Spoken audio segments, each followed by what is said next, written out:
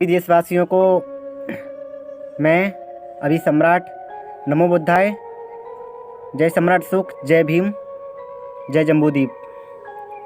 मेरा ये वीडियो लाने का उद्देश्य किसी भी धर्म विशेष जाति के लोगों को आहत पहुंचाना बिल्कुल भी नहीं है। आखिर फिर ये वीडियो है क्यों, किसके लिए है?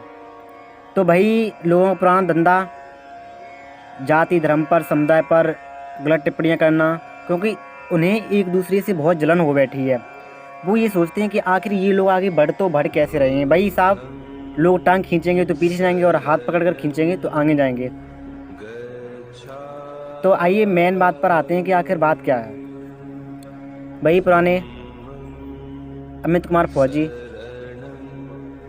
भाई ने ये वीडियो डाला है, यहाँ तक कि उन्होंने ये भी कह दिया कि डॉक्टर बाबा साहब अम्बेडकर देश के लिए गद्दार थे। उनका चैनल है अमित कुमार फौजी, ऐसे कुछ चैनल है, आप लोग सर्च कर लेना और देख लेना। उन्होंने बाबा साहब अम्बेडकर को गद्दार बताया, इस देश का गद्दार।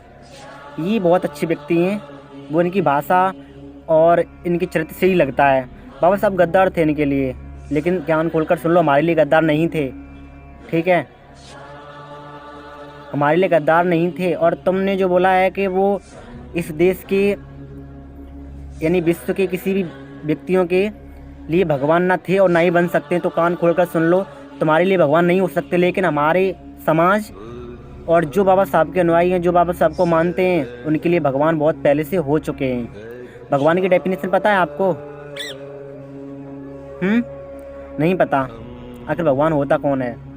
भगवान वो नहीं होते हैं राम कृष्ण, आपके लिए ये भगवान है, अच्छी बात है आपके लिए, लेकिन हमारे लिए, हमारे समाज के लिए और हमारे धर्म में ऐसे व्यक्ति जो समाज के लिए, देश के लिए ऐसा कोई भी कार्य नहीं करते जिससे लोगों को पीड़ा हो, परेशानी हो, वो व्यक्ति भगवान होते हैं। हमारे लिए बाबा साहब, महान सम्राट अशोक, दादा चंद्रगुप्त मौर्य, भगवान बुद्ध, संत गुरु रविदास, संत गुरु घासीदास, माँ सावित्री फुले, संत कबीरदास, ये सब हमारे भगवान हैं, ठीक है? आपके वो होंगे, मुझे नहीं पता, उनसे कोई लेना देना नहीं, ठीक है?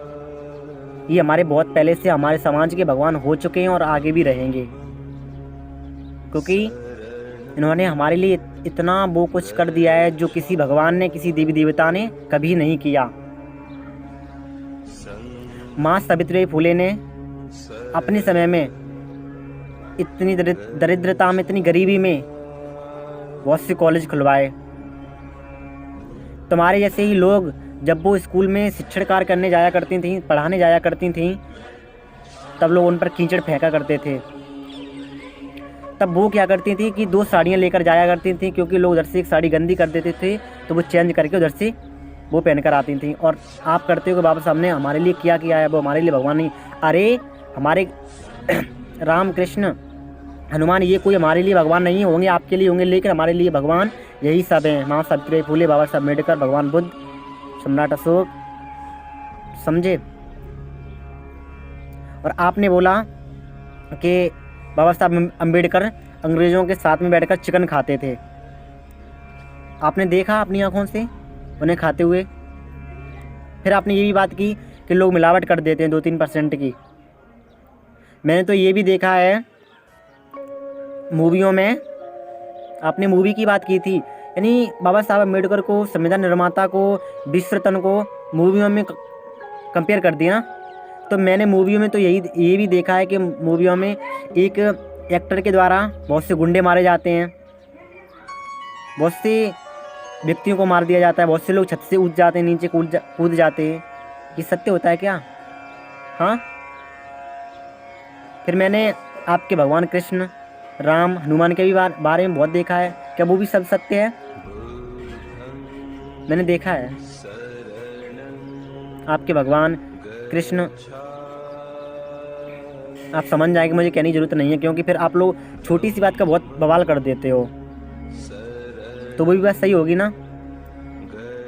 इसीलिए मैं कह रहा हूँ कि ऐसी मामला तो बिल्कुल शांत हो चुका था यार, फिर आपने वही बात कर दी। आपसे क्या कहूँ, आप समझदार भी लगते हैं एक तरफ से।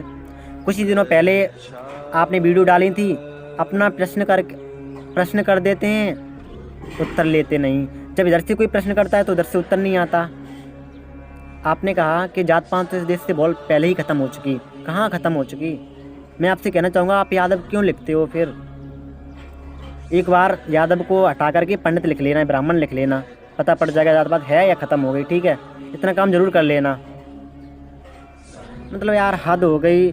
बिल्कुल मामला शांत हुआ बैठा था, आपने फिर वही बात कि बाबा साहब चिकन खाते थे। बाबा साहब ने देश के लिए कोई कार्य नहीं किया।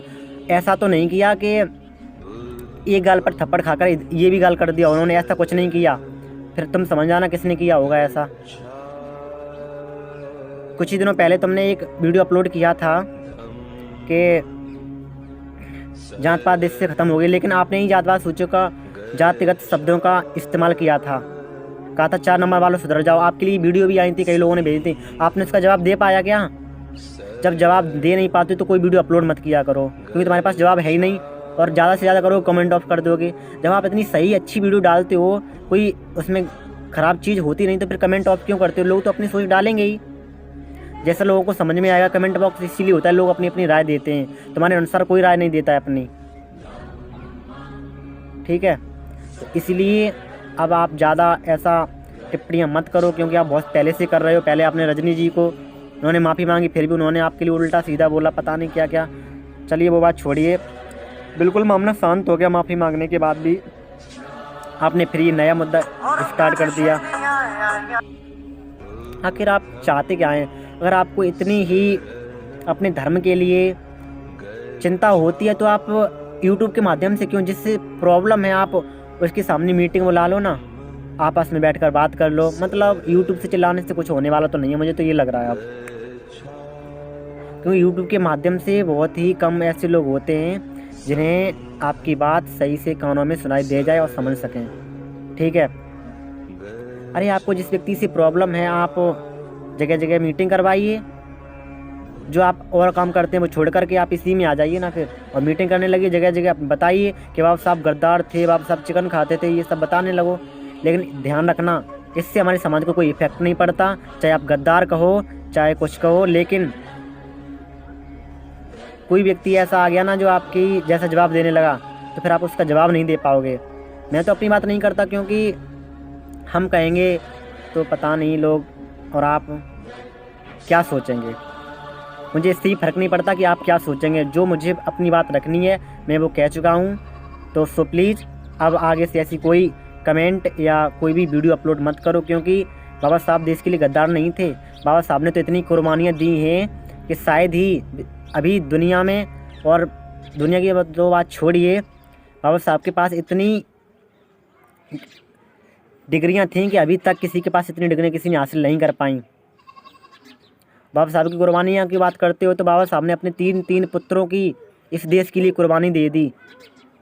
कोई आपकी नज़रों में ऐसा व्यक्ति हो जिसने अपने इस देश के लिए 3 पुत्रों की कुर्बानी दे दी हो तो मुझे नाम बता दें।